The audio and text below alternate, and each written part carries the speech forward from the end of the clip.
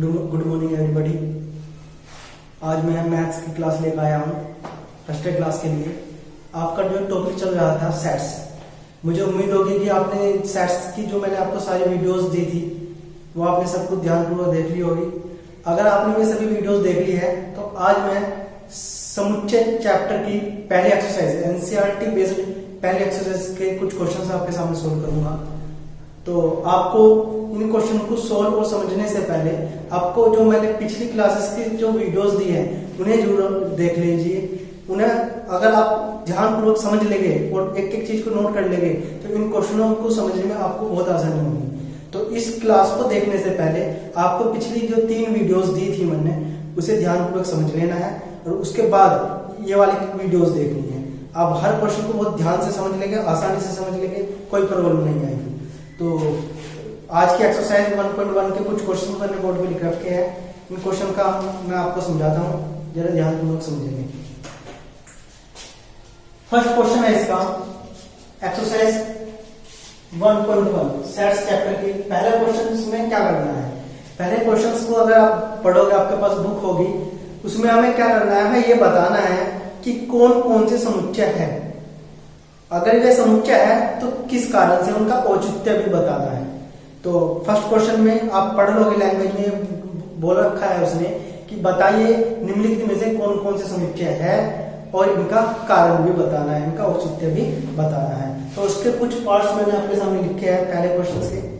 पहला क्वेश्चन पे आते हैं, उसने कहा है फर्स्ट क्वेश्चन का फर्स्ट पार्ट, जे अक्षर से प्रारंभ होने वाले वर्ष के सभी महीनों का संग्रह। जे अक्षर से प्रारंभ होने वाले वर्ष के सभी महीनों का संग्रह।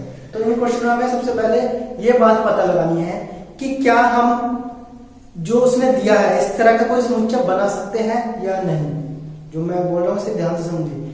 क्या हम जो उसने समुच्चय बनाने के लिए बोला है वो बन सकता है या नहीं। अगर वो बन सकता है निश्चित तौर पर अगर वो बन सकता है तो वो समुच्चय होगा, नहीं तो नहीं होगा। तो क्या वर्ष के अंदर जे से प्रारंभ होने वाले महीनों का समुच्चय बन सकता है? हाँ, बन सकता है। आप जरा देखो, जे से प्रारंभ होने वाले कौन कौन से महीने हैं। जनवरी है पहला महीना, फिर कौन सा है, फरवरी नहीं है, मार्च नहीं है, अप्रैल नहीं है, मई नहीं है, फिर क्या है, जून है, और फिर क्या है, जुलाई। ये 3 महीने ऐसे हैं जो जे अक्षर से प्रारंभ होते हैं, जे लेटर से स्टार्ट होते हैं। तो इनका समुच्चय आसानी से बना सकते हैं हम, और निश्चित है हर साल में ये 3 ही ऐसे महीने होते हैं जो जे से स्टार्ट होते हैं। तो इनका समुच्चय कैसे बनाएंगे, जे अक्षर से प्रारंभ होने वाले वर्ष के सभी महीनों का संग्रह। तो समुच्चय को हम किसी भी कैपिटल लेटर से रिप्रेजेंट कर सकते हैं। मैंने एस से रिप्रेजेंट कर दिया है। तो जे अक्षर से प्रारंभ होने वाले कौन कौन से बनेंगे, एक तो जनवरी होगा, दूसरा कौन सा होगा, जुलाई होगा, जून होगा, और फिर होगा जुलाई। ये 3 महीने हमारे पास ऐसे हैं जो जे से स्टार्ट होते हैं, जे अक्षर से स्टार्ट होते हैं। और इस तरह से हमने जे से प्रारंभ होने वाले महीनों को एक साथ लिख के एक समुच्चय में मंजिला ब्रैकेट में बंद कर दिया है, और यही इसका संग्रह है। तो ये समुच्चय बन सकता है। आपके लिख दो कि इसमें लिखना क्या है, इसमें कारण ये बताना है कि जे से प्रारंभ होने वाले महीनों के समुच्चय निश्चित है। जे से प्रारंभ होने वाले महीनों के नामों का समुच्चय निश्चित है, इसलिए यह समुच्चय है। उस समुच्चय में कौन कौन से समुच्चय है, तो लिखो यह समुच्चय है।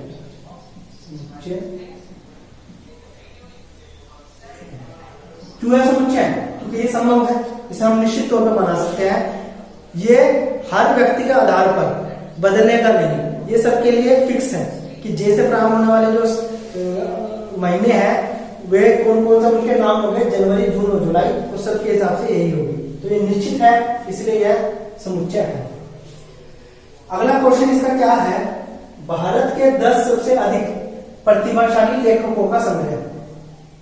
भारत के 10 सबसे अधिक प्रतिभाशाली लेखकों का संग्रह। अगर मैं आपसे कहूं कि 10 प्रतिभाशाली लेखक बताओ, तो अगर आप उनकी लिस्ट बनाने लगे तो आप अपने जो आपके हिसाब से, आपके चॉइस के आधार पर जो आपको पसंद है उन लेखकों की लिस्ट बना दोगे आप। किसी दूसरे व्यक्ति से लिस्ट बनाऊंगा, वो कुछ अन्य लेखकों की लिस्ट बनाएगा जो उसे पसंद होगा। तो इस तरह से आप यहाँ क्या देख रहे हैं, ये समुच्चय निश्चित नहीं है, हर व्यक्ति इसे अलग अलग बनाएगा। तो ऐसा समुच्चय जो एक निश्चित ना हो, जो हर व्यक्ति के आधार पर बदलता हो, तो ऐसा समुच्चय नहीं हो सकता। तो जैसे वो भारत के 10 अधिक प्रतिभाशाली लेखकों का संग्रह संभव नहीं है, क्योंकि ये बदलता रहेगा। हर व्यक्ति इसे अलग अलग अपने आधार पर, अपनी पसंद के आधार पर प्रतिभाशाली लेखक को चुनता है। तो इसलिए यह समुच्चय निश्चित नहीं है।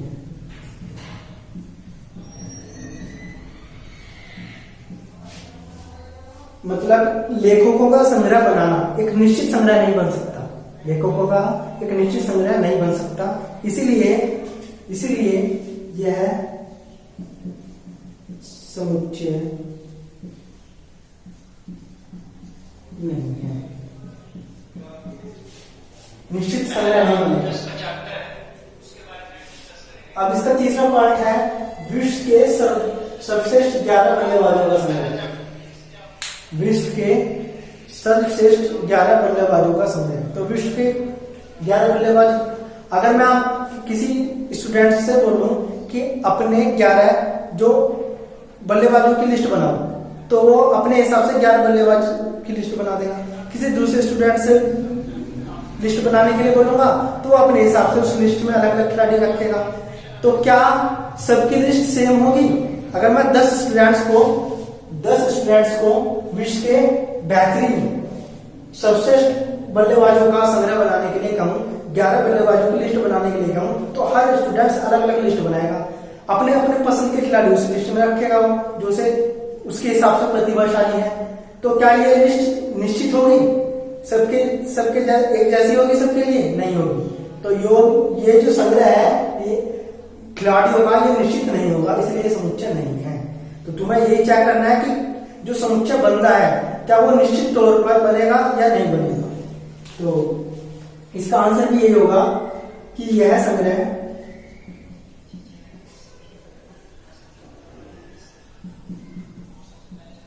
निश्चित नहीं है, यह संग्रह निश्चित नहीं है, इसलिए यह समुच्चय नहीं है। तो इस क्वेश्चन का आंसर ये रहा, यह संग्रह निश्चित नहीं है, इसलिए यह समुच्चय नहीं है। अब ऐसे इसके अंदर फर्स्ट क्वेश्चन के अंदर आपने बुक में देखेंगे कई सारे पार्ट्स दिए गए हैं। जैसे आप उसमें क्या बोल दिया गया है, उसमें कह दिया है क्लास के स्टूडेंट्स का समुच्चय बनाओ, क्लास के विद्यार्थियों का समुच्चय बनाओ, कक्षा के विद्यार्थियों का समुच्चय। तो कक्षा के बालकों का समुच्चय बन सकता है, आसानी से बन सकता है, क्योंकि बालकों की संख्या निश्चित होती है। मान लो एक क्लास के अंदर 50 स्टूडेंट्स हैं, 50 बालक हैं, तो तुम 50 के 50 बालकों का समुच्चय आराम से बना दोगे, आसानी से बना दोगे। और सबके आधार पर, क्लास के अंदर सब के आधार पर वो समुच्चय निश्चित होगा, क्योंकि क्लास के अंदर 50 बालक वे सबके आधार पर ही होंगे। ऐसे नहीं कि मेरे आधार पर क्लास में 25 बच्चे बैठे हैं, कोई दूसरा बोला जी क्लास में 50 बच्चे हैं, ऐसा हो नहीं सकता। अगर एक क्लास के अंदर 50 बच्चे हैं तो वो सभी के आधार पर उस क्लास में 85 बच्चे होंगे। तो बालकों का संग्रह समुच्चय जो है वो बन सकता है। इसी तरह से मैं कहूंगा कि प्राकृतिक संख्याओं का समुच्चय बनाओ। 100 से कम प्राकृतिक संख्याएं होती है? हाँ होती है। कौन कौन सी प्राकृतिक संख्या? 1 2 3 4 5 6 7 और कहां तक? 100 से कम तो 99 तक होगी। 1 2 3 4 और 99 तक ये सभी संख्याएं का समुच्चय तैयार हो जाएगा। और ये कैसा समुच्चय होगा? एक निश्चित समुच्चय होगा जो बदलेगा नहीं, सबके आधार पर एक ही होगा। तो जो समुच्चय तुम आसानी से और निश्चित तौर पर बना सकते हो, जो किसी की चॉइस पर आधारित नहीं होते, तो वे समुच्चय बन सकते हैं, नहीं तो नहीं बनेगा। आप इसके जितने भी पार्ट्स हैं, इन्हीं क्वेश्चन के आधार पर आप पार्ट्स को करेंगे। अब मैं आपके सेकंड क्वेश्चन पर आता हूं। दूसरा क्वेश्चन में एक सेट दिया हुआ है समुच्चय ए, इसके अंदर कुछ एलिमेंट्स दिए हैं 1 2 3 4 5 6। ये 2 है, 3 4 5 6, ये कुछ एलिमेंट्स दिए गए हैं सेट ए के अंदर। और हमें क्या करना है रिक्त स्थानों, एक मिनट,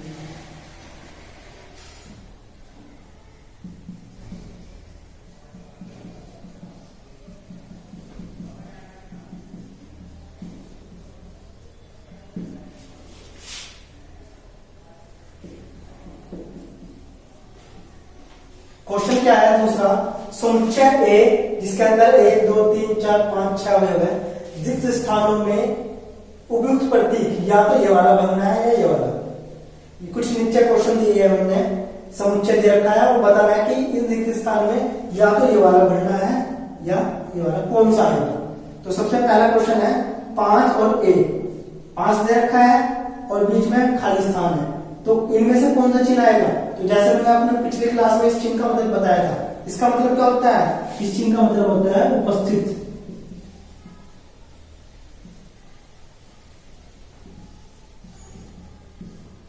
और इसका चिन्ह होगा उपस्थित नहीं होना।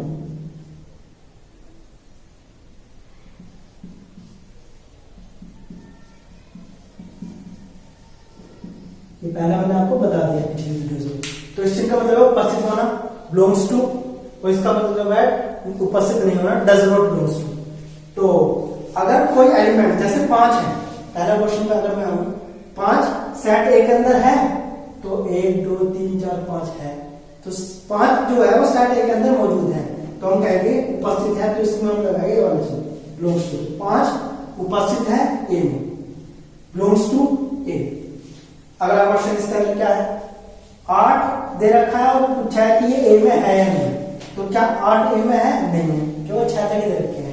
तो अगर 8 ए में नहीं है तो डज नॉट बिलोंग का चिन्ह लगेगा, ये वाला साइन लगेगा। बस ये सिंपल सा काम करना है आपको। दूसरे क्वेश्चन के अंदर केवल यही चीज पूछी है, आपको खाली स्थान भरने हैं, एक सेट दे दिया गया है, उसके अंदर 6 एलिमेंट्स हैं और आपको बताना है कि वो सेट में उपस्थित है या नहीं। अगर उपस्थित है तो उसका चिन्ह लगा दो उसमें, अगर नहीं है तो उसका चिन्ह लगा दो। ऐसे आपको सारे पार्ट्स इसके घर से होमवर्क में कर लेने हैं। अब मैं आता हूं अगले क्वेश्चन पे। तीसरा क्वेश्चन है, समुच्चय को रोस्टर रूप में लिखना है। एक कुछ समुच्चय दे रखे हैं, तीसरे क्वेश्चन के अंदर उन्हें किस रूप में लिखना है, रोस्टर में। अगर उन्हें हमें रोस्टर में लिखना है तो दे रखा किस में है समुच्चय को, क्योंकि समुच्चय की 2 विधि मैंने आपको पढ़ाई है, एक तो रोस्टर और एक निर्माण जिसे बोलते हैं सेट बिल्डर मेथड या गुण विधि भी बोलते हैं। तो समुच्चय की 2 विधि होती है, एक तो निर्माण विधि या गुण विधि, और दूसरी विधि का नाम क्या है, रोस्टर विधि। तो यहां हमें समुच्चय दे रखे हैं, उसे रोस्टर लिखना है। तो ये समुच्चय किस रूप में दे रखा है, इसका तीसरे का फर्स्ट पार्ट देखो। तीसरे का फर्स्ट पार्ट क्या है, पढ़ेगा ध्यान से। ए बराबर, ए कोई समुच्चय है, मझले ब्रैकेट में लिख रहा है एक्स, एक्स ऐसा है, इस चिन्ह का मतलब ऐसा है, एक्स ऐसा है, एक्स एक पूर्णांक है, और एक्स जो है वो -3 से तो बड़ा है, ये जो चिन्ह है वो बड़ा है, जिधर को मुंह खुला होता है इसका, जिधर को मुंह इसका खुला होता है वो इससे बड़ा होता है। तो एक्स बड़ा है -3 से, और एक्स इधर को मुंह बंद है, एक्स छोटा है 7 से। तो हमें एक्स जो है वो पूर्णांक होना चाहिए, -3 से तो बड़ा होना चाहिए और 7 से छोटा। तो यहाँ जो समुच्चय का रूप दे रखा है वो कौन सा रूप दे रखा है, वो दे रखा है गुण विधि या निर्माण रूप, और बदलना किसमें है, रोस्टर में। कैसे पता लगा, तो देखो एक्स ऐसा है, एक्स एक पूर्णांक है, एक्स का गुण दे रखा है, क्या दे रखा है, एक्स का गुण।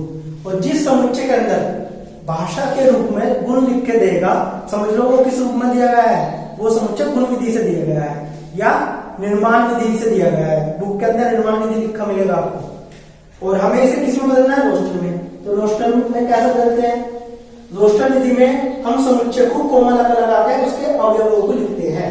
तो हमें पूर्णांक संख्या लिखनी है, एक्स के अंदर कैसी संख्या लिखनी है, पूर्णांक, जो -3 से तो बड़ी हो। तो -3 से बड़ी पूर्णांक संख्या क्या होगी, -2। माइनस में जितनी संख्या छोटी होती है वो उतनी बड़ी होती है।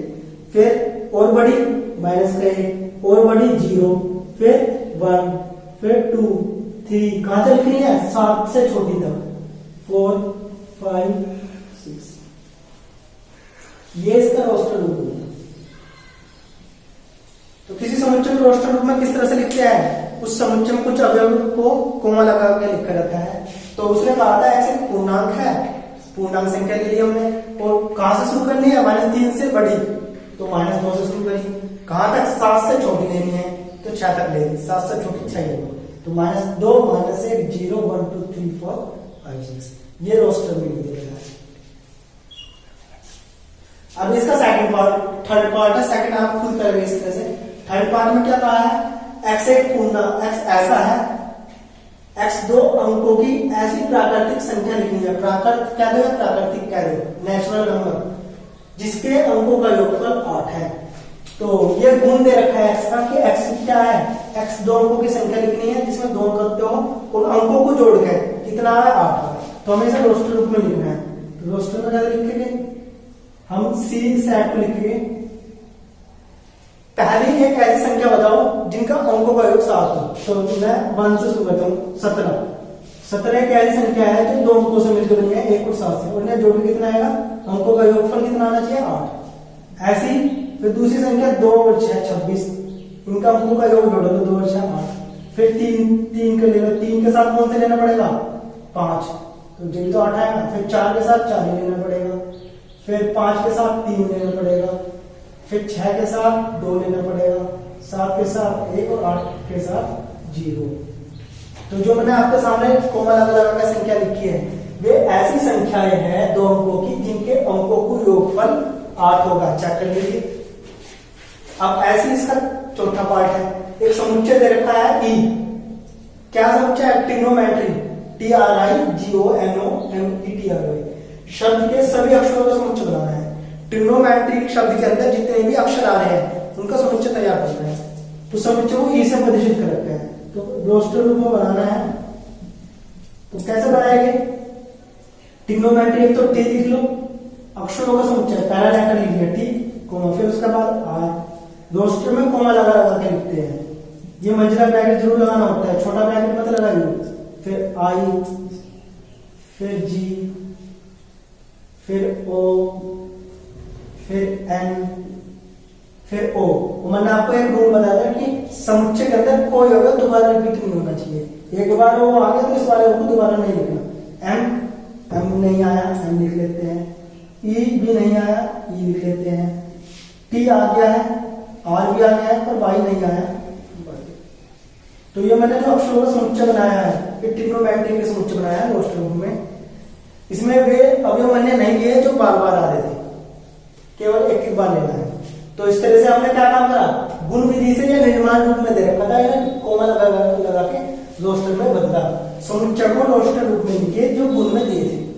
अब आ जाओ फोर्थ क्वेश्चन पे।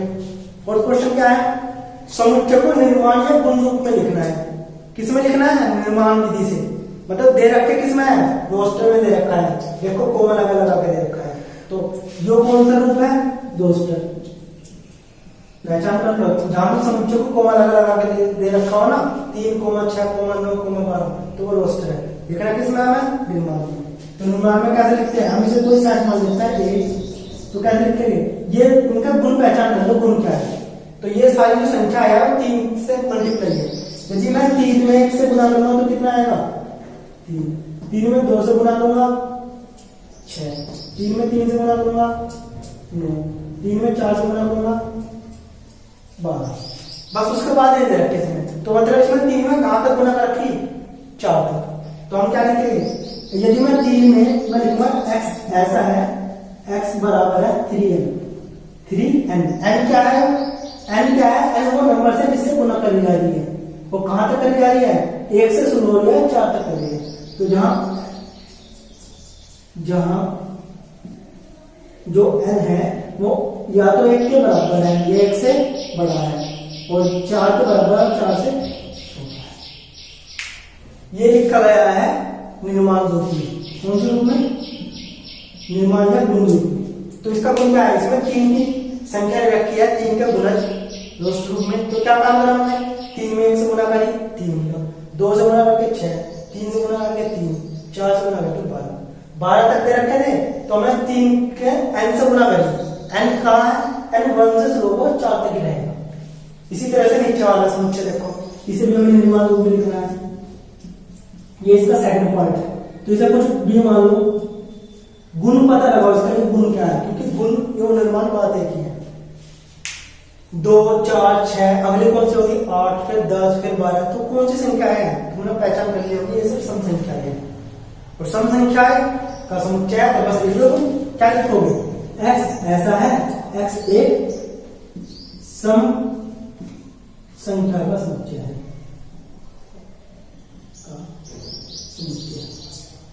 x एक सम संख्या है, बस ये लिखो सम संख्या है।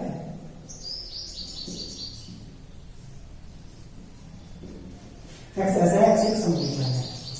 तो आपके सामने कुछ क्वेश्चंस करे मैंने आज, क्वेश्चन करे कुछ समुच्चय है नहीं इस पर डिपेंड। पहला क्वेश्चन था समुच्चय कुछ फिल इन द ब्लैंक्स करे, फिर हमने समुच्चय को रोस्टर में दे रखा था, निर्माण में लिखा।